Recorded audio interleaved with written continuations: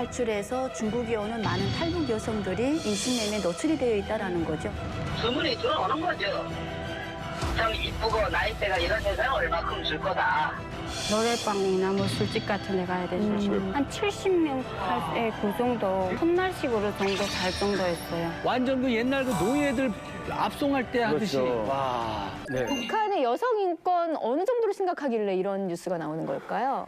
예, 그러니까 저도 이제 북한에 뭐 저희 어머님도 계시고 또 여동생도 이제 있기 때문에 사실 이제 북한에서 태어난 죄가 사실은 너무 크지요. 우리가 너무 이제 고통을 받고 있는데 사실 이제 북한은 그 남녀 평등권을 주장을 하면서 다 평등하다고 얘기를 하는데 강제 노역에 평등이 있는 것 같아요. 예, 그리고 이제 형법상 이제 어떤 그 법 적용을 할 때에도 여성의 인권을 전혀 보장하지 않습니다. 그러니까 이제 예를 들면 임산부를 처형한다든지, 또 이제 국가안전보위부 지도실에서 여성들을 이제 고문할 때 남성들이 이제 그걸 이제 고문을 하는데 거의 이제 성고문에 가까운 이제 그런 고문을 하고 있다는 얘기죠. 그리고 이제 2013년도에 운하수 악단이라고 있었는데 그 김정은을 이제 보좌하는 악단이죠. 그 악단인데 이설주가 관련돼 가지고 그게 문제가 생겼습니다. 그래서 김정은의 지시에 의해서 11명의 악단을 다 처형시켜 버렸어요. 그럴 수가 있어. 20대 이런 분들을 여자라고 해서 봐주는 게 없습니다. 마구 쏴주기이기 때문에. 그리고 이제 최근에 가장 중요한 것은 그 국경 지역에서 발생하고 있는 이제 인신매매, 이게 굉장히 심각하죠. 예, 그래서 이제 북한 당국은 이제 북한 여성들의 인권도 보장 안 해주고 생활도 보장을 안 해주는데, 근데 중국 내에서의 이 상황이 너무 이제 아주 안 좋은 상황입니다. 그래서 미국 국무부가 얼마나 심각했으면 14년 동안 최악의 인신매매 이런 상태로 지금 이제 규정을 했습니다. 그러니까 그 어떤 노력도 하지 않고 있고 개선도 되지 않고 있다는 것을 보여주고 있는 것입니다. 최근에 그 탈북 여성 인권 단체에서 발표한 자료에 의하면 북한을 탈출해서 중국에 오는 많은 탈북 여성들이 거의 모든 여성들이 인신매매에 노출이 되어 있다는 거죠. 그러니까 이 탈북 여성들이 탈북할 때 중국에 친인척이 있거나 누군가의 보호를 받을 수 있거나 누군가에게 보호를 해달라고 요청할 수 있는 이런 처지가 아닙니다. 북한에서 왔다는 이유 때문에 이 여성들은 불법 입국자가 되고 불법 도감자가 되고 불법 월경자가 돼버리는 거죠. 그러다 보니까 중국에 있는 브로커들 또 북한의 브로커들이 여성들 돈벌이 수단으로 탈북을 시키기 때문에 이 여성들이 그대로 인신매매에 노출이 되고, 또는 이 여성들 쪽에서 제일 가슴 아픈 것이 뭐냐면 두만강을 건너는 순간부터 나는 여성이고 사람이다라는 권리를 내려놓을 수밖에 없다라는 겁니다. 같은 여자로서 되게 화가 나고 답답한데 오늘 이반갑 이 자리에요. 인신매매 과정을 이야기해 주실 분이 직접 나오셨습니다. 김다희 씨 나오셨습니다. 안녕하세요. 네, 안녕하세요. 저는 북한에서 이제 부모님을 여의고 가난에서 벗어나기 위해 탈북을 한 김다혜입니다. 네. 저는 그 두만강을 건널 때 중국에 가면 돈도 많이 벌고 잘 살 수 있는 그런 부푼 꿈을 갖고 왔는데 이제 중국에 와서 인신매매를 당해 그런 가슴 아픈 사연을 오늘 저희가 이만갑에서 얘기하려고 합니다. 그 인신매매를 당했다고 했는데 네. 진짜 돈이 오가는 거잖아요. 네, 저희가 24살 때 친구랑 같이 이제 두만강을 브로커 없이 건넜어요. 두만강을 건너가지고 딱 오니까 별장이 하나 있더라고요, 강 옆에. 그래가지고 거기에 찾아 들어가니까 아무도 없었어요. 그래서 이렇게 들어갔는데 어떤 아저씨가 이렇게 집에 찾았어요, 별장에. 그래가지고 보니까 엄청 이렇게 점잖아 보이고 좋아 보였어요. 근데 조선말도 하고 하니까 그 아저씨가 우리를 딱 보더니 너네 북한에서 왔지 하는 거예요. 그래가지고 네 하니까 저희 보고 여기 있으면 위험하니까 같이 가자고 하는 거예요. 그래가지고 이제 제가 친구랑 같이 갔어요. 근데 가니까 도문이라고 북한 남영이 바로 보여요.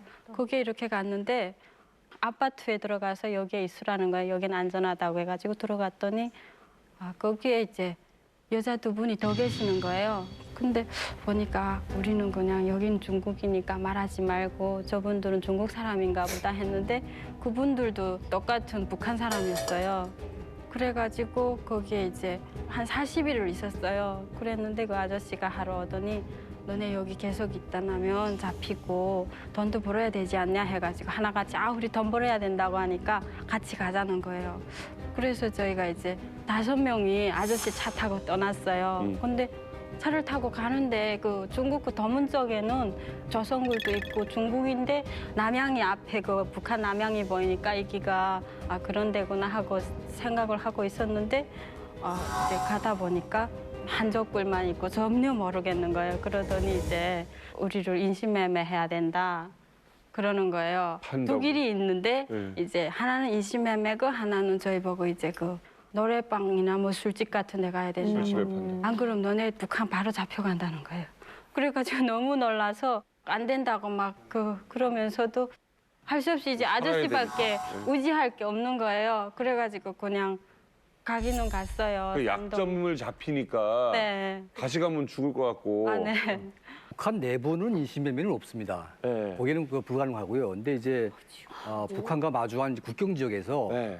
이제 중국의 브로커들이 이제 수요를 약간 좀 이제 북한에 의뢰를 하게 되면 이제 북한 내 브로커들이 이제 그들을 깨워가지고 중국에 넘기는 거죠. 아니 그래서 24살에 인신매매를 당한 거잖아요. 네. 그래서 도착한 곳은 어디였나요? 후에 보니까 이제 산동 제남이라는 곳이었는데 거기에서 저희를 이제 팔아야 된다 해가지고 막 아무리 잡혀갈지언정 거기에서 그렇게 팔려가고 싶지 않아서 막 아파트 꼭대기에 거기에서 한 명을 이제 떼내리고 싶어서 그리고 이제 여러 남자 3명이 우리를 지키는 거예요. 네. 그러더니 못 떨어지게 했어요. 그때는 정말 죽는 것보다 그게 싫었는데 그래 그 친구도 못 떨어지고 이제 또 다른 친구는 약을 먹었어요. 중국에도 그 집에 살면 가정집이니까 이제 약병이 있는데 그걸 약을 턴 거 다 먹었어요. 무슨 약인지도 모르면서. 뭔 약인지도 중국꿀이니까 잘 모르지만 그래 약을 다 먹었는데 막 먹으니까 한참 있더니 그냥 막 쓰러졌어요. 그래가지고 우리는 막 이렇게 너 죽으면 안 된다고 막 그러는데 그 브로커가 아무 일도 없는 것처럼 어떻게 하더니 막 토하게 하고 뭘 먹였어요. 그래가지고 살긴 살았어요. 예. 우리가 살아야 된다. 팔면 얘들이 분명 돈을 받느라 이러는 것 같은데 이제 우리가 팔려가서 이제 다 같이 연락을 해서 도망가자 그랬거든요. 그래가지고 할 수 없이 이제 그 한 명 한 명 저희를 다 이제 가는데 그때 이제 인민폐 막 몇만 원씩 주고 파는데 들어가 보니까 막 집이 그 창고 같았어요. 북한보다 더 못 살더라고요. 중국에 팔려. 네. 그런데 이제 들어가서 그냥 길만 봤어요. 어디를 어떻게 보고 이제 달아나야겠다. 그렇게 찾아갔는데 팔려간 데서 뭐라고 말하는데 알아듣지도 못하잖아요. 그리고 그냥 물건처럼 팔려갔으니까 야, 내가 이렇게 살려고 중국에 아유. 온 게 아닌데 이럴 거면 북한에 있지. 그런 아유. 생각이 막 들더라고요. 그래가지고 너무 억울하지만 이제 내 인차 여기서 도망가야겠다 이런 생각에. 도망을 시도했어요. 네, 터랍에 있는데 보니까 돈이 250원 있더라고요, 그날. 그래가지고 그거 250원 줬어요. 그리고 딱 나왔는데 그 가서 얼마 안 됐으니까 중국말도 잘 모르잖아요. 네. 그런데 이제 돈을 쥐고 딱 나가지고 앞에 봤는데 어떻게 다행히 그날 택시가 지나가더라고요, 손인데. 그래서 막 손들었어요. 그러니까 막 네. 달려가서 타니까 뭐라 어디 가냐고 물는 것 같아요. 네. 그래가지고 제가 아는 건 이제 도문밖에 없잖아요. 그렇지. 그래서 뭐 아무튼 싣고 가더라고요. 그래가지고 그 250원 다 줬어요. 그랬더니 한참 가는데 이제 한 1시간 나오니까 시내 같아요. 그러더니 내리라는 거예요. 아 여기 도문에 우리가 왔을 때는 중국을 없고 이제 한글이. 그런 동네였는데 여기가 어디지? 그래가지고 내리라는 거예요. 그러면 막 뭐라 하더니 전화해요. 어디다 전화하는지 몰랐는데 조금 있더니 경찰이 어마야.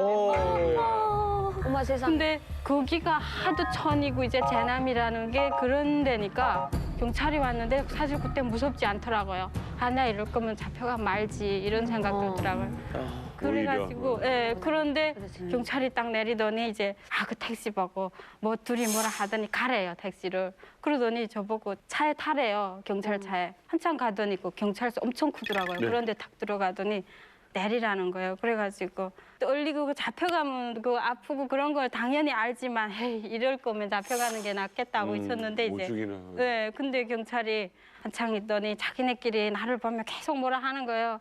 그래서 사람들은 뭐라 하지 언제 넘길까 생각하나 했는데 좀 있더니 가재요. 그래서 싣고 가는데 보니까 좀 가더니 농약 회사가 있는 거예요. 그런 회사에 가서 내리래요. 그래서 왜 내리라는가 하니까 내리면서 이제 그 형사가 뭐 이렇게 쭈글쭈글한 걸 뭐 손에 쥐어주는 거예요. 이렇게 쥐어줘요. 네. 그래서 이렇게 봤더니 돈이에요. 야, 저는 20만 네. 감동이다. 잘 몰랐네. 그러니까 뭐 넘기고 뭐하고 번거롭고 그냥 일자리 구해줬네. 네, 그래가지고 이렇게 지고 있는데 들어가서 이 뭐라 하더니 일하라는 거예요. 그래 봤더니 이제 그 중국에도 아가씨 나이 어린 애들이 이제 집에서 떠나가지고 고아들이랑 이런 아이고, 애들이 일하는데, 그러니까. 그러니까 농약 회사라는 게 이제 아가씨들 같은 힘드니까. 경우 그런 데가 일하면 뭐 애도 못 낳고 막 이런 막 약이 완전 독하죠. 심하더라고요. 그런데 이렇게 내려놓고 일을 하라고 뭐라 하는 것 같아요. 그래가지고 거기 내려서 이제 거기서 일을 했어요. 세상에. 야, 정말 진짜 그래도- 은인 만났네. 진짜 다행히 감사해요. 좋은 사람 만난 거네요. 네, 그러니까 저한테는 북송당- 경찰이고 공항이 너무 운이에요. 한국으로 가기 위해 꼭 거쳐야만 하는 나라 중국. 그리고 안전을 위해 제3국으로 이동할 수밖에 없는 탈북민들. 자유를 찾기 위해 성희 씨와 일행들은 목숨을 걸고 라오스행을 선택했습니다. 그러나 그들의 여정은 험난하기만 합니다. 매 순간 도사리고 있는 위협들. 공안들의 눈을 피해 기차에 올랐지만 언제 정체가 탄로날지 모르는 상황. 그리고 시도 때도 없이 이뤄지는 중국 공안의 신분증 검사. 발각되는 순간 바로 북송될 수 있는 아찔한 상황이 반복됩니다. 중국을 벗어나기 위해 몇 날 며칠을 쉬지 않고 기차로 이동했던 성희 씨. 지옥 같던 시간 속에서 버틸 수 있었던 건 취재하며 곁에 있던 이탈리아 기자가 있었기 때문입니다. 기차에서 다시 버스로. 사람들의 눈을 피해 주로 늦은 밤에 이동하는 성희 씨와 일행들. 검사 같은 거 때 위험하죠? 네.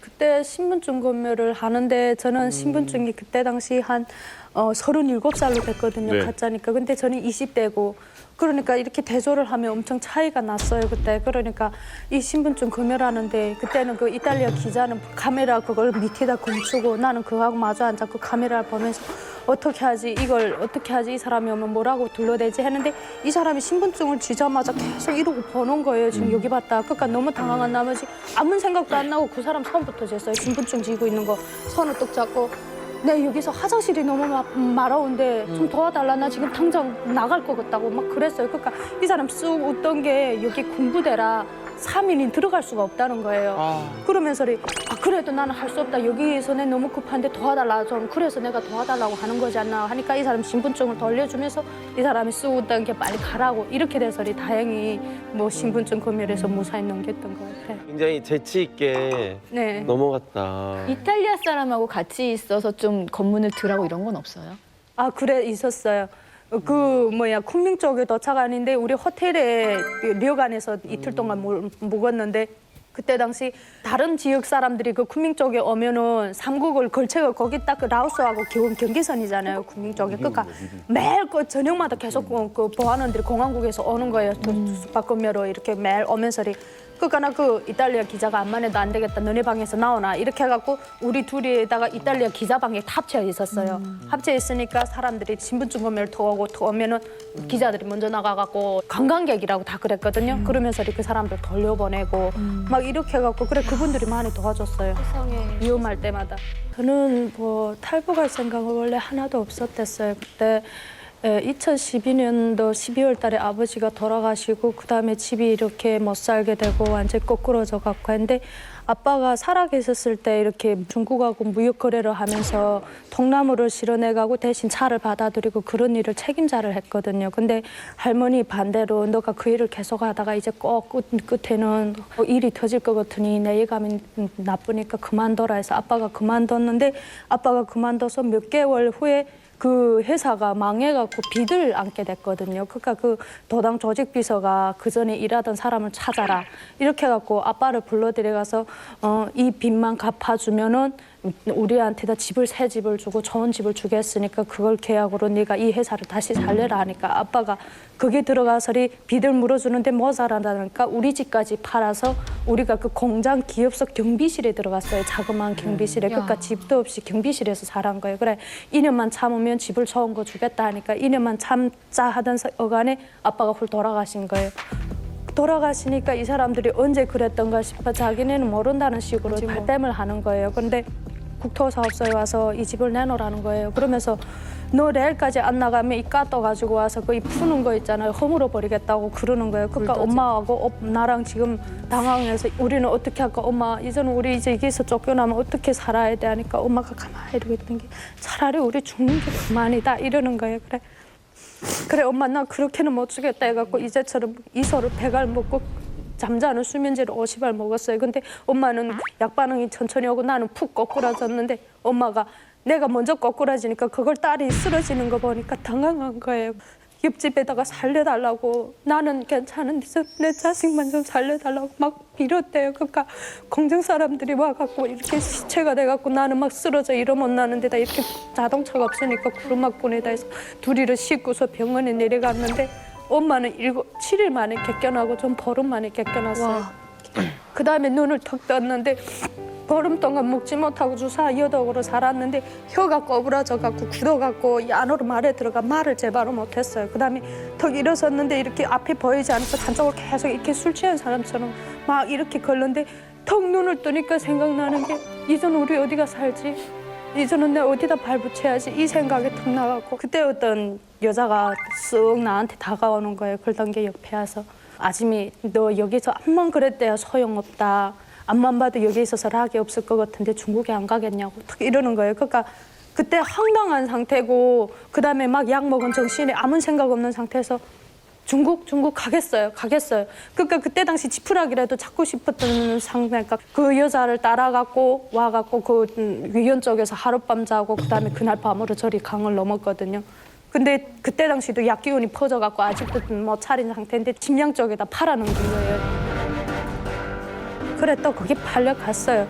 2년 동안 거기 있었어요. 근데 그때 제일 지금도 자꾸 잠에서 못 자는 게 저희 장기를 뜯어서 파는 사채업자한테 잡혔거든요.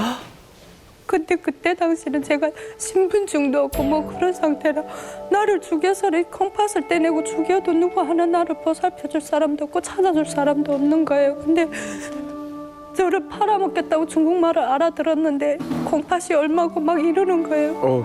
엄마 말도 안 돼. 제가 그때 너무 놀래갖고 오빠 그 전화 소리를 들을 때 심장이 넘어가 화장실에 들어가 화장실 문짝을 잡고 이 문을 나서면 내가 죽을 건데 화장실 문을 꼭 붙잡고 계속 부들부들 떠는데 근데 창문을 열어보니까 화장실 창문이 열리는 거예요. 그래 어떡하게 화장실 문을 안 하고를 채우고 2층에서 떼내렸어요. 막 그러고 떼내려갖고 그때 당시 그때 3월 달인가 엄청 추웠어요. 중국에서 그때 얇은 바지에다가 나를 도망칠까 봐 옷을 얇게 입혔거든요. 신발도 슬리퍼로 신겨놔서.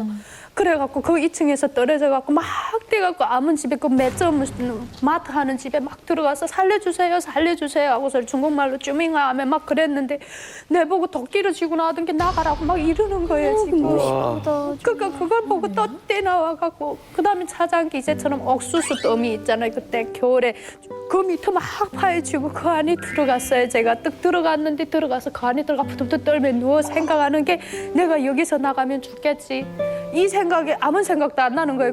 3일 동안 못 나왔어요. 그 사람들은 하루 만에 갔는데도 저는 느낌적으로 이 사람들이 내가 나가면은 여기서 나를 지켜서 있는다. 이 생각 환각이 너무 많이 들어가고 말소리도 막 들리는 거예요. 내가 때마침 사람 복이 있어서 그런지 모르겠는데 그 집 어머니랑 아빠랑 엄청 좋았거든요. 재작년 2015년도 7월 달인가 끝내 간복수 와서 배가 이만큼 불어나 죽었어요. 그 사람이. 이게 얼마 된 일도 아니에요 지금. 네, 2년 된 얘기. 그래가지고. 그래 그 죽었는데 그 사람이 유서를 남겼거든요. 자기 아들이 하나밖에 없으니까 내가 죽으면은 어떡하겠냐고. 그러고 중국말로 내가 리나라고 이름을 지었는데 리나가 엄청 착하고 애가 괜찮으니까 양딸로 수양딸로 맞아라. 유서를 이렇게 남겨놓고 간 거예요. 그러니까 아들이 죽고 나니까 엄마 아버지가 저를 수양딸로 이렇게 그렇게 변환하고 나한테 가짜 신분증까지 만들어줬거든요. 그래서 엄마랑 같이 생활하던데 그때 암만 해도 가짜 신분증이라 그다음에 그 중국에 있는 게 몹시 막 불편하고 모든 게 다 막 그래서 엄마 보고 엄마 이렇게 한국 가는 길이 있다는데 내가 가면 어떻겠냐고 하니까 네가 뭐 한국 가는 게 그게 가서 또 혹시 또 다른 일이 없을까 하고 걱정하는 거예요. 그래 엄마 먼저 간 사람들이 나한테 말하는 게 집도 주고 신분증도 나온다 해. 그러니까 어떻게 하면 좋겠냐니까 내가 살기 편안한데 가라. 그러던 게 저한테 나가서 떠나는 날에 울면서 돈 5,000원에다가 음식을 사서 제가 보내는 거예요.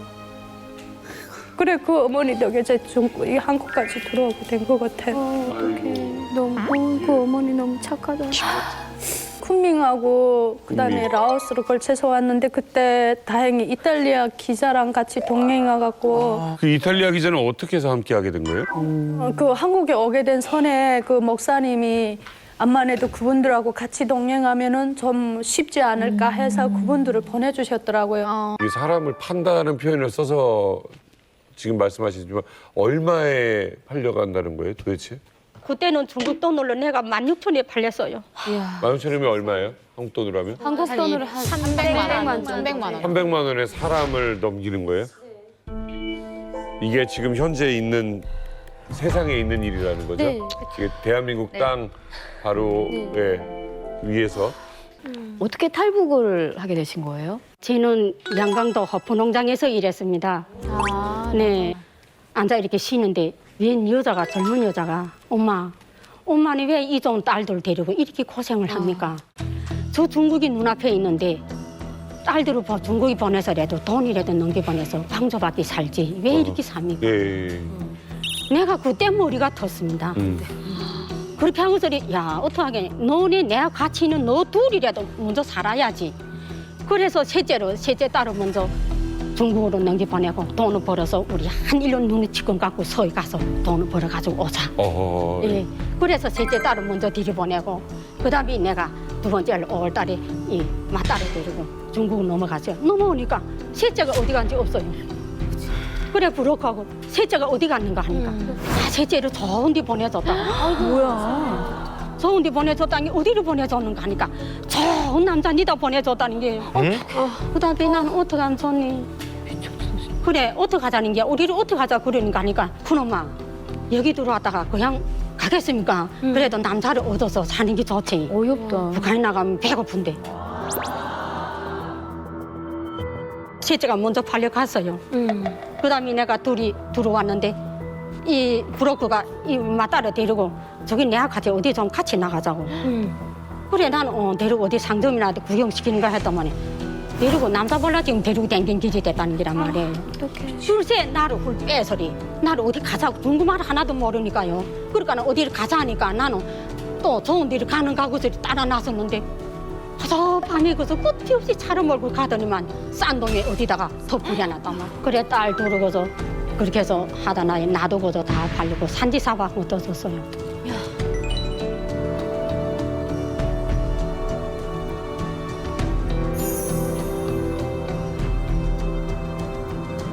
그래 그 후에 부럽고 보고 전화번호를 좀 대달라. 우리 서울에도 좀 만나자 하니까 끝내 대 안 줘요. 야, 그다음에 이 이국 땅에 와서 이렇게 서로 갈라지니까 어떻게 했으면 좋을지 이거 셋째가 너무 불쌍해. 이거 찾아야 되겠는데 대 안 주니까 야, 그다음에 가슴 두드리고 내 어떻게 하면 살아야 되니 막 찾아내 주기 싶은 생각도 나고 그러다가 너무 부럽하고 내가 말하니까 30리 안팎이 있다 그래요. 30리 안팎. 30리 안팎이 어느 쪽으로 30리 안팎인지 내가 알고 찾겠어요. 그래서 나는 기어역에서 도망쳐서 내 조선으로 나가겠다 이 결심하고 밤에 도망칠까 봐 이렇게 안으로 열쇠를 채워놔요. 그래 열쇠를 감춰놓고 있어요. 못 도망가게 밖에서 잠궈버리는 네. 거예요. 사다리가 있더라고요. 사다리가 있으니까 그 사다리를 타고서리 지붕 꼭대기로 올라서서 내리서는 떨어지자 사실은 뛰내리자 했는데 바로 헛디딤이 떨어졌어요. 떨어졌는데 뭐 아픈지 죽은지 살았는지도 모르고 그래서 어쨌든 그 어방을 그 집을 벗어나야만이 내가 살 길이니까 먼 산이 시까만 밤에 보니까 산이 보여서 거기를 정신없이 다리 부수고 잠깐 올라가서 그래서 들이 엎어서 쓰러졌는데 하늘을 올리다 보니까 북두 칠성이 올리다 보여요. 그래서 거기서 이틀을 굶으면서 한치서 자다가 그다음에 내가 일어나 인적기 두문들에 쑥 빠져 산속에 쑥 들어갔어요. 그러니까 그것이 다리를 구슬구슬 이러고 도로를 따라서 이렇게 걷는데 웬 여자가 이렇게 밥 하는 음식 하는데 이렇게 집이 이렇게 나서요. 그래서 거기로 올라가서 벌벌 기어서 올라가서 중국말 하나도 모르면서 손을 흉내내는 소리 조선이라는 거 좌생 이렇게 말해. 좌생 씹어 이렇게 자는 게 여기 이렇게 없는가 하니까 그러니까 그 여자가 이 산을 넘어가 보라고. 야, 그다음에 거기서 희망 가지고 경사지 어떻게 급한지 이 짐승처럼 내발거리면서 거기로 산으로 바로 올라가죠. 내가 뒤에 올라가서 그다음에 산 꼭대기. 네.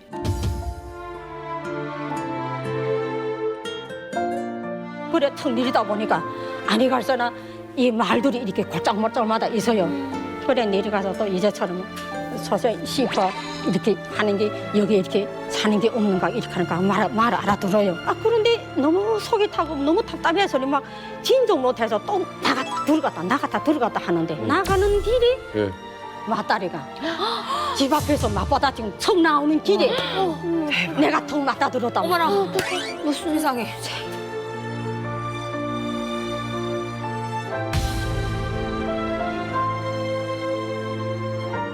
첫째는 어쨌든 그렇게 힘들게 찾으셨잖아요. 그럼 셋째는 어떻게 찾으신 거예요? 셋째 딸은 그것도 너무 내가 먹지 못하고 잠자지 못하고 너무 가슴이 굵으니까 맏딸이 어머니 그럼 이 아이를 좀 봐달라고 하고 제가 찾으러 나섰거든요. 왜 엄마가 하도 찾으려고 하니까? 네, 엄마가 뭐 다리도 변변치 못하지 하니까 제가 그럼 애를 집에서 좀 봐주고 그리고 내가 찾으러 다니겠다고. 그리고 블로크가 하는 말이 그 주변에만 저를 한번 데리고 간 적이 있었어요. 그 주변에 가서 요 근방에서 사는데 지금 어느 집인지 모르겠다는 거예요. 그리고 다시 온 적이 있었어요. 그 전에.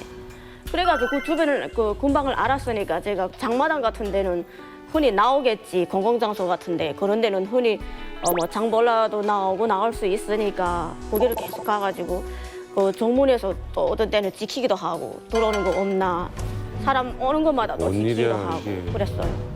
계속 호탕 치다가 한 네 번째인가 다섯 번째 만인지 한 몇 번 만에 아무튼 동생을 만났죠. 어이구. 그 장마당에 자전거를 끌은 애가 들어오더라고요. 그래가지고 저건 내 동생이 아니야 하고 처음에 그냥 지나다가 나도 오토바이 타고 지났어요. 걔도 나를 보고 언니 어떻게 돼 여기 있어 하면 서로 만나서 막 그때 또 안고 울며 또 그렇게 해서 만났어요. 아니 어떻게 이게 무슨 일이야? 동생은 몇 살이었어요 그때? 그때 뭐 23살이나 22살인가 그렇게 됐어요. 세상에 웬일이야 이게. 엄마는 그 얘기 듣고 어땠어? 또 기가 막혔겠네 또. 예.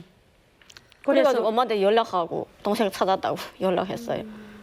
연락이 더 오니까 엄마나 뭐란지 울으면 안 하고 어기 떡 맥히고 엄마야 뭐라고 어머니 내 이제 갈게 그러더라고요. 그래서 오다가 이게 마달로 집으로 왔더라고요. 그래서 언니 어떻게 와서 넘어와서 어떻게 살았니? 그래서 그거 막 물어보고 아까 밤 먹지도 못하고 그래서 한 2시간 3시까지 이야기하고 이제 자자 그만해 내일 또 이야기하자. 그래 그렇게 만나서 서울서 울고서 그날 저녁에 다시는 우리 헤어지지 말자. 이 중국이 사실 너무너무 큰 나라인데 사실 하늘이 도왔다라고밖에 생각이 안 드는데 현숙 씨 이게 가능한 일일까요? 100% 우리가 본다면은 100%에서 1%예요. 그러니까 이건 진짜 하늘이 준 선물이고 하늘이 낸 기적인 거예요. 그 기적이 아니면 절대로 일어날 수 없는 상황이고 또 중요한 것은 브로커들이 저렇게 상업하고 있는 거예요. 그게 너무 가슴 아프고 분한 일입니다. 저희가 좀 살펴봐야 될 문제예요, 이게. 왜냐하면 중국에 그리고 북한을 왔다 갔다 하는 여자들이 있어요. 아까 말한 브로커라 그러죠. 이 사람들이 혼자 이 사람들을 꼬드겨가지고 중국에 데려가는 게 아니라 이 사람들이 조직화가 돼 있어요. 그래서 북한에 나오는 여성분 같은 경우가 이런 여자들한테 가서 중국에 가서 돈을 안 벌래. 그리고 또 심지어 중국에 갈 때 먼저 돈을 좀 줘요. 그러면 여자들 같은 경우는 이렇거든요. 지금 아빠 엄마가 배고파서 지금 고생하고 있는데 자기라도 중국에 가가지고 돈을 벌어서 아버지 어머니를 먹여 살려야 된다라는 그런 생각을 하는 거거든요. 결국은 보면은 중국에 가가지고 그럼 일을 어디서 합니까? 물어보면 그때 다른 브로커들이 어떻게 하면 이 여자들을 시골로 이렇게 데려가는 거예요. 파는 거예요. 근데 파는 것도 어떻게 하냐면요. 집합소가 있어요. 그러니까 여자들을 모아놓고 남자들이 이 여자들을 보러 와요. 야. 내가 저 여자가 마음 든다 그러면은 그때 그 브로커들이 어떻게 하냐 흥정을 해요. 이 여자는 얼마다. 그러면은 그때 가격을 부르는 거죠. 그럼 그 가격에 팔릴 때가 있고 또 안 팔릴 때가 있고. 그러다 보니까 또 어떤 문제가 있냐면요. 남자들 같은 경우는 이분 같은 경우는 참 좋은 케이스예요. 왜냐하면 남편분 정말 잘 만났어요. 어떤 남자들이 있냐면 여자를 사갖고 나가지고 이 여자랑 이렇게 뭐 살다가 더 젊은 여자를 이제 갖고 싶은 거예요. 그럼 어떻게 하냐면은 자기 여자를 다른 남자한테 파는 거예요. 왜냐하면 이 여자는 사람이 아니라 그냥 자기가 돈을 주고 산 하나의 물건이에요. 그러면 팔고 나가지고 그 돈에 돈을 얹어서 다른 여자를 또 사는 거예요. 그런 일들이 중국에 지금 일어나고 있어요. 그래가지고 어떤 문제가 있냐면은 북한 여성하고 중국 남성 사이에 태어난 아이들, 일명 저희가 흑아라고 그러는데 이 아이들 같은 경우는 국적이 없어요. 등록할 수가 없어요. 그런 문제들도 우리가 좀 뭐랄까 이렇게 뭐 정부 차원이 힘들다 그러면은 뭐 NGO라든지 이런 데서 좀 이렇게 좀 해결하기 위해서 노력을 해야 됩니다. 이런.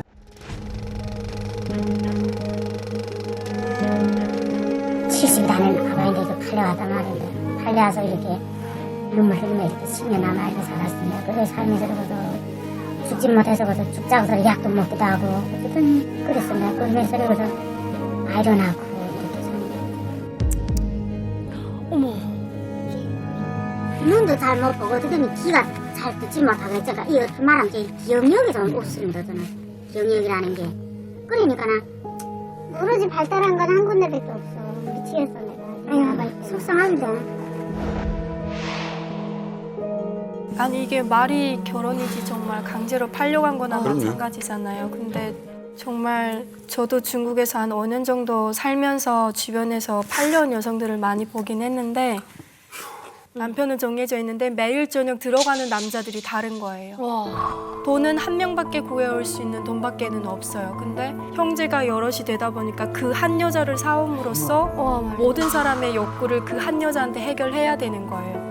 그렇다 보니까 하루 저녁에는 뭐 남편 형이 들어오고 다른 날은 뭐 아빠가 들어올 때도 있고. 근데 그거를 감내하면서도 그걸 잘 감내해서 사는 건지 아니면 너무 큰 고통이어서 고통이라는 걸 잊고 사는 건지.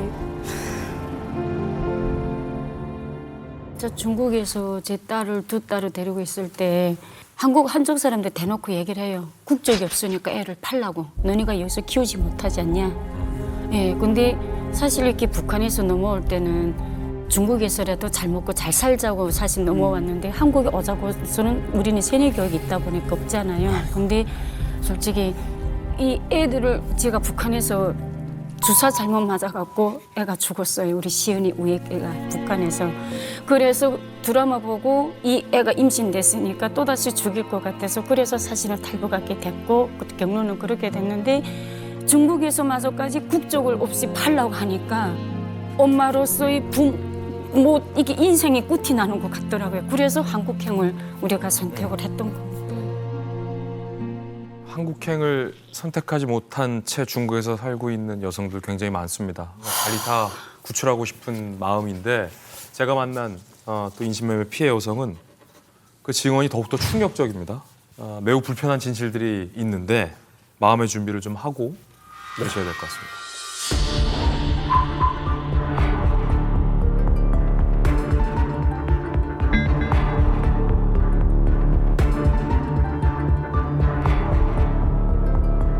내려가가지고 중국 안 가겠니 하고 그래 중국에 뭐 하려고 하는데 중국 가면 좋다고 이렇게 장사도 하고 그거 좋다고 한번 가보지. 그래서 혼자 가긴 좀 무섭고 하니까 막 데리고 같이 가자니까 저건 못생겨서 안 데리고 안 당기지. 그때 의심해야 되겠는데 아무 의심도 안 했지 그냥. 그렇지. 돈 벌러 간다니까. 그러면 거기서 중국의 교주로 팔려가신 거죠? 그렇죠. 5,000원에 팔려가지고. 5,000원에 팔려가지고. 5,000원에 팔려가지고. 5,000원에 팔려가지고. 5,000원. 중국 남편의 폭력도 있었어요? 엄청 때렸죠. 너무 두드리니까 이 머리가 막 때린 자리에 한 번 더 때리면 이제 뭐 맞아 모를 때 사람들은 아마 한 번 처음에 아프지 자꾸 그 자리 때리면 멍해서 안 아파요. 안 아파요. 이 머리니까 다 불어나가지고 모르잖아.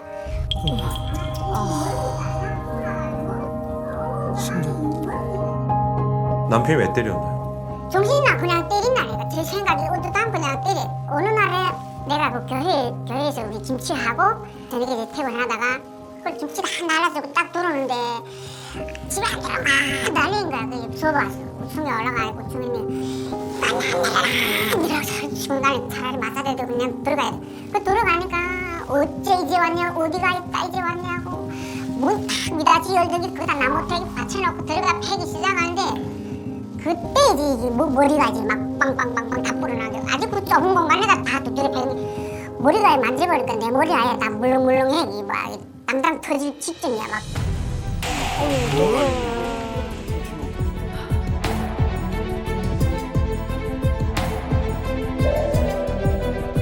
내일만. 그 남편이랑 딸이나 뭐 아들, 딸이 있어. 딸이 있었어. 예.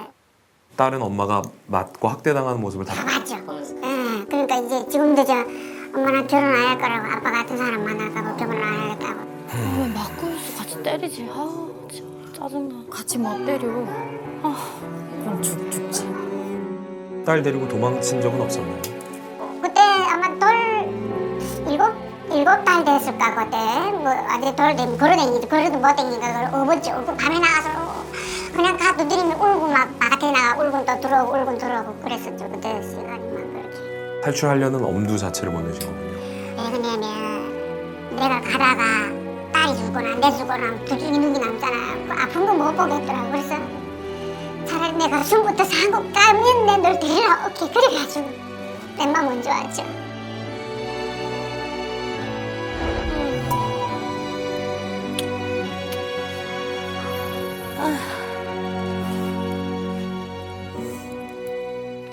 제가 이제 인터뷰한 많은 인신매매 피해 여성들이 중국에서 낳은 아이를 그 집에 그냥 두고 나홀로 탈출해야만 했던 경우가 굉장히 많아요. 두 가지 이유인데 첫 번째는 너무 소중한 이 아이를 데리고 가다가 혹여 잘못되면 아이까지 죽을 수 있어서. 두 번째는 아이라도 두고 나오지 않으면 그 집안에서 이 여자를 찾는 거예요. 끝까지 추적하는 거예요. 잡아서 때리고. 근데 아이를 두고 나오면 그 집안에 대를 이을 수 있기 때문에 어느 정도 찾다가 그냥 만다는 거예요. 이분 같은 경우도 그 중국 땅에서 유일한 희망이 낙이 그 남자에게서 자기를 때려서 머리가 이렇게 붓게 만든 그 남자에게랑 같이 난 딸이에요. 근데 그 딸은 죄가 없잖아요. 근데 그 딸을 그 학대하는 아빠 집에 두고 홀로 탈출한 거예요. 너무 다행인 건 한국에서 자리를 잡고 그 딸이 성인이 돼서 데려왔어요. 제가 만난 그 여성이 도망을 가요, 실제로. 도망이 성공을 했고, 그리고 아마 우리 어디 중국 국경도시라고 하면 다 아실 도시인데 거기까지 가요, 이 여성이. 한국에 오려고. 근데 거기까지 갔다가 브로커에게 나 다시 집으로 돌아가겠다라고 얘기를 합니다. 왜요? 아이? 탈북하는 그 일주일간 아이와 떨어져 있었잖아요. 그 아이가 너무 보고 싶은 거예요. 그래서 이제 그 국경도시만 건너면 한국으로 갈 수 있는 거기까지 50% 탈북을 성공해 놓고 나를 다시 그 집으로 데려다 달라. 그게 모성애. 지옥 같은 곳에. 네, 그게 모성애거든요. 그러니까 엄마가 정말 아이를 위해서 할 수 있는 그 모든 것들을 다 탈북 여성들은 사실 한 거죠. 그걸 또 이용하는 사람들이. 네. 코로나 사태 나기 딱 전에 마지막으로 이렇게 탈출 시도하던 분이 있었는데 17살에 시집 갔는데 애를 두고 아까 교수님 보신 것처럼 그 조선말을 잘 모르는 거예요. 우리 한국말을 잘 모르는 오래돼서. 거예요. 천천히 하면서 저도 가끔 좀 아는 중국말 막 섞어가지고 얘기하면서 오라고. 그 동네에 있는 언니도 와 있고 하니까 내가 이 선으로 오면 된다고. 무사히 그냥 애는 나중에 찾으면 돼 하는데 안 돼. 자기는 애 두고는 절대 못 떠나 이러더라고요. 그래가지고 제가 얘기를 했어요. 당신이 17살 때 소 키워서 이렇게 넘어오면서 그 지금 북한에 남아 계신 어머니는 당신을 얼마만큼 그리워하겠냐고. 그러니까 당신이 무사히 대한민국 국적을 따가지고 중국 가서 자식도 보고 나중에 뭐 통일될 그날을 생각해서 엄마를 볼 수 있지 않냐고. 그러나 거기 살다가 잡혀라도 가게 되면 다시는 중국에 있는 애들도 못 보고 북한에 있는 어머니는 더 고통을 겪는다. 무사히 여기로 오는 게 제일 중요합니다 해서 북한에 계신 영상 편지를 써서 보여주고 모셔왔습니다. 북한 여성이 그 흔히 우리가 얘기하는 한국에서 초대한 브로커를 만드는 거 말고 깡도광이라는 걸 하고 나면 이건 인권이라는 거는 보호를 받을 수가 없다라는 건 확실한 것 같습니다. 네, 뭐 북한 인신매매 여성들이 중국에서 편히 산다라는 거는 있을 수 없고 어렵네요. 뭐 지금도 사실 한국에 오셨어도 지나가는 사이렌 소리만 들어도 여전히 가슴이 놀라시는 거예요. 경찰차만 봐도 막 떨려요. 거기 있으면서 북송되는 그 경험들이 항상 있으니까 그냥 뭐 편하게 아까 있어도 결코 이게 사는 것이 아니고 저도 지금 들었던 녹취를 사실 다시 이제 들으면서 잊고 있었어요. 사실 너무 죄송하고 미안하고 그래서 다시 들어보니까 그때 기억들이 너무 많이 나고 제가 만난 그 여성은 자기가 중국에서 생활했던 그 13년이라는 시간이 정말 꿈이었으면 좋겠다 이렇게 절규하는데 그 목소리 직접 한번 들어보시죠. 그래서 무슨 무련 넘기고 안 본 척하고 그렇게 애쓰고 있는데 마음은 아직은 마음은 그렇게 안 돼요. 그럼 마음속으로는 진짜 이빨 갈면서 죽이고 싶어요. 갈면서 진짜 마음이 네. 죽이고 싶어요. 그래서 어떨 때 생각하는 게 이렇게 아니 이거 중국에서 한 13년 동안은 진짜 아닌 게 세상에서 살 시간이 안 했으면 좋겠다 그런 생각 들 거예요. 내가 꿈을 꿨다 악몽을 꿨다 그랬으면 좋겠어. 차라리 그게 악몽이었으면 오히려 깨면 다시 자기 현실이 있잖아요. 근데 이거는 꿈도 아닌 현실이니까 차라리 이게 내가 죽어서 사는 생활이었으면 얼마나 좋을까 막 부정하고 싶어요. 내 자체 내 인생에 이런 중국 이 13년 동안 막 진짜 막 존재 안 했으면 좋겠어. 인간으로서 인간 생활이 아니고 죽고 싶어요. 죽고 싶어요.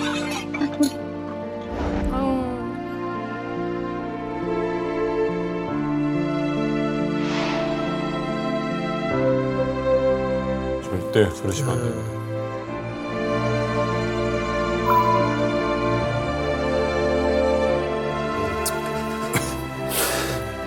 더 행복하게 사실 수 있도록 하셔야죠.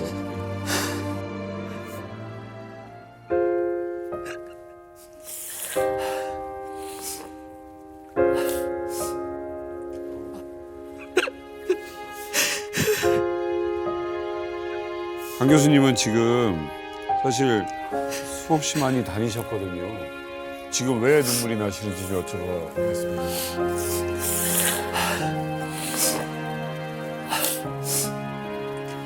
너무 미안해요. 정말 제가 만났을 때도 너무 미안하다는 말밖에 할 수 없었어요. 저 북한 땅에서 저렇게 고통당하고 겨우 살려고 나왔는데 그 사람들을 대한민국이 또 모르고 있잖아요. 너무 정말 지금도 그때도 미안했는데 다시 보니까 너무 미안하고 달 보면서 지금 저 달 우리 엄마도 보고 있겠죠. 지금 저 달 우리 엄마도 보고 있겠죠. 제발 엄마 한 번만 만나봤으면 좋겠다. 죽기 전에 엄마 한 번 보면 좋겠다. 그게 소원인 사람들이. 근데 모르잖아요. 우리가 너무 모르잖아요 지금. 지금도 거기서 살려달라고 절규하고 있는데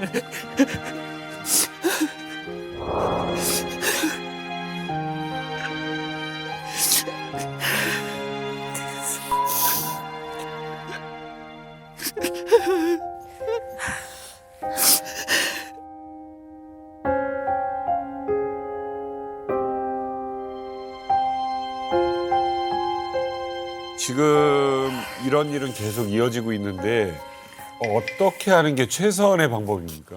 북한 주민들이 이제 인권에 대한 인식을 조금이라도 더 빨리 가지게 우리가 좀 많이 노력을 해야 되지 않을까 생각이 됩니다. 이게 자기 권리가 뭔지, 뭐 자기가 뭘 잘하는 건지, 뭘 잘못하는 건지 전혀 이제 모르고 살고 있거든요. 뭐 당연히 북한 당국의 책임이 있고요. 그리고 또 우리는 우리대로 그분들을 좀 잊지 말고 기억하고 또 구원을 저는 북한에서 장나라 씨 나오는 드라마를 보고 탈북으로 결정을 했고요. 그 드라마를 보면서 궁금한 점이 과연 나만 이렇게 잘 살까? 체류탄을 쏘며 사람이 죽어가는 그런 세뇌 교육을 받은 북한하고 나만 드라마를 봤을 때 너무나도 완전히 다르니까 진짜 나만이 현실이 맞을까, 현실일까라는 이런 궁금한 점도 많이 생겼습니다. 맞아요. 예, 저는 그 자의는 아니었고요. 그래서 한국 드라마를 보고 이게 이웃이 신고를 하다 보니까 임신한 채로 탈북하게 남편과 같이 탈북을 하게 됐어요. 임신 몇 개월 정도 했을까요, 그 당시? 그때 제가 탈북하게 됐던 게가 막달. 왜? 만사? 막달. 왜? 만사? 만삭인 상태. 네, 만삭인 상태에서 제가 북한에서 2007년도 6월 29일 날 예정일을 받았습니다. 근데 6월 6일 날 밤에 저희가 강도강을 했습니다. 네, 드라마보다 걸려서 이제 신고를 했고. 네, 그래서 저희가 물에 들어섰는데 그 두만강 밑에 이렇게 깡통을 달아놨어요. 너무 이렇게 그때 많이 있다 보니까 이 깡통을 달아놨는데 남편이가 바로 높이 들어야 된다. 몸이 무거워도 바로 높이 들어 했는데 높이 든다고 했는데 걸렸거든요. 그래서 우리가 따라따라따라 소리가 난 거예요. 그래서 저서에서 그래서 저서 밑으로 넘었는데 그래서 바로 나와서 그 손을 들이 쏘는데 무서운데 물이 이만큼 올라오는 거예요. 근데 저는 지금도 그리 무서워서 수영을 못하고 수영 배우러 가는데 지금도 저는 수영 못하고. 근데 그때는 벌써 임신이 된 상태 막달이니까 자꾸 몸은 자꾸 아래로 가지 하니까 그래도 남편이 끝까지 제 손을 놓지 않고 끝까지 와서 서시장 옆에 왔는데 임신한 채로 3일 굶어 보니까 저는 진짜 더는 못 살겠더라고요. 근데 한쪽 분이 오셔갖고 까누올라 전 중국말 잘 몰라요. 근데 까누올라 하니까 그게 무슨 말하니까 이렇게 삽을 보여주면서 이런 거로 가자미 이러더라고요.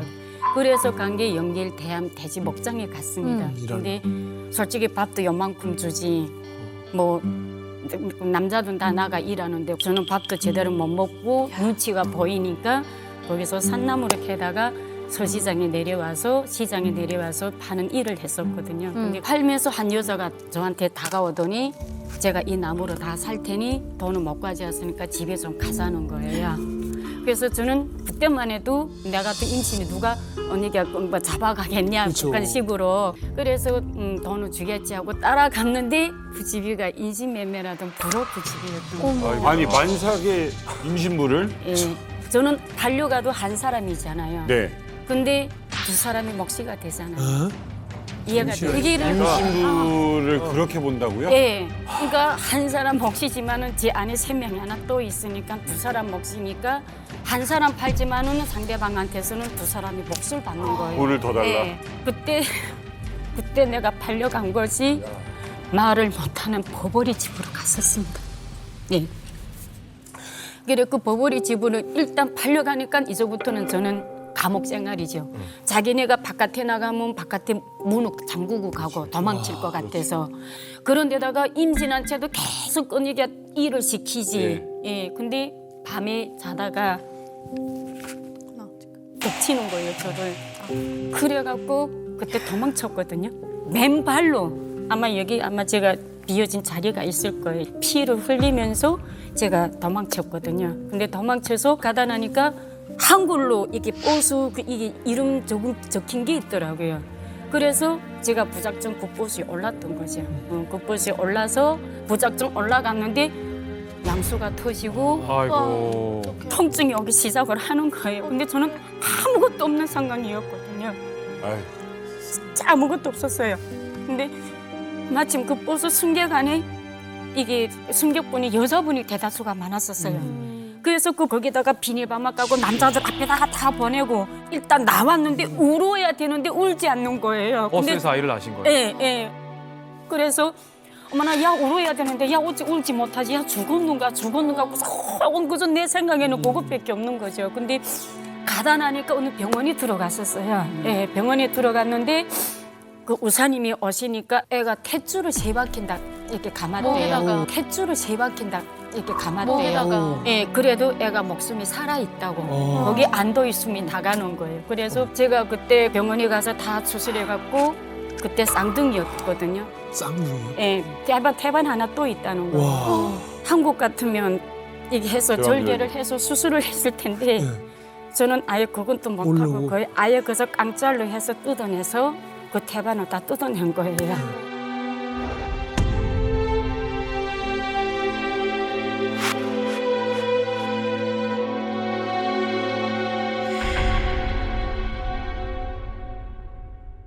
그래서 그 다음날에 그 부록한테 전화를 해서 남편을 만나게 해달라고 내가 전화를 하니까 전화를 해달라고 연결을 해달라고 했었어요.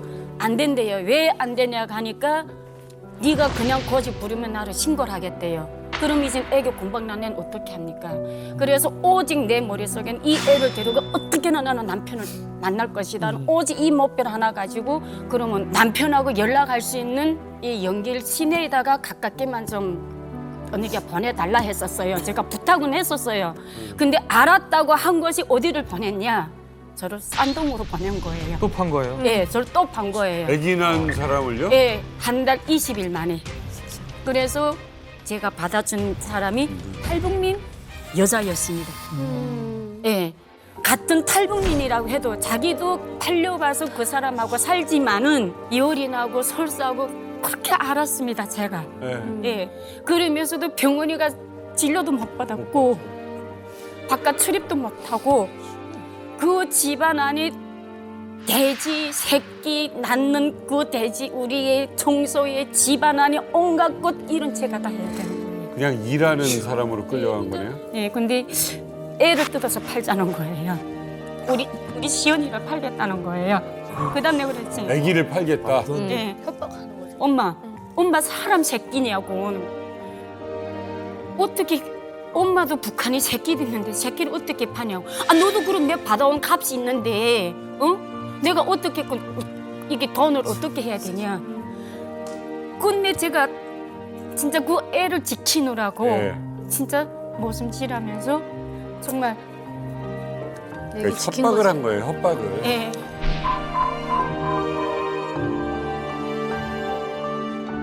예, 근데 사실은 제가 국정원에 와서 그 부분을 봤습니다. 제가 국정원에 와서 그 부분을 봤습니다. 근데 나를 못 본 척 하면 되겠는데 저를 부르는 거예요. 야, 그때 그 애야? 이러더라고요. 어떡해, 진짜. 그때 우리 시연이가 3살이었었어요, 국정원에 들어왔을 때. 근데 주변 탈북민들과 물어보니까 그자 그러면 조사 중에 조사도 안 받고 3명이 서로 같은 소리 들었습니다. 예. 너무 기가 막힌 일이네요. 근데 이후에 나와서 우리 군애한테 이야기했더니 어디냐고 찾으면 안 돼. 나는 못 참겠다고 막 그러더라고요. 만약에 그 여자분한테 우리가 엄마가 갔으니까 어느 정도 내가 건졌지. 만약에 다른 사람이었다면 내가 너를 건졌을까? 그렇지. 남자라면 너를 건졌을까? 그래도 그거는 그만하면 고마운 거야. 고맙게 생각을 하자 하는데 본인이 잘못한 게 없어요. 없는데 이런 일이 벌어지는 거예요.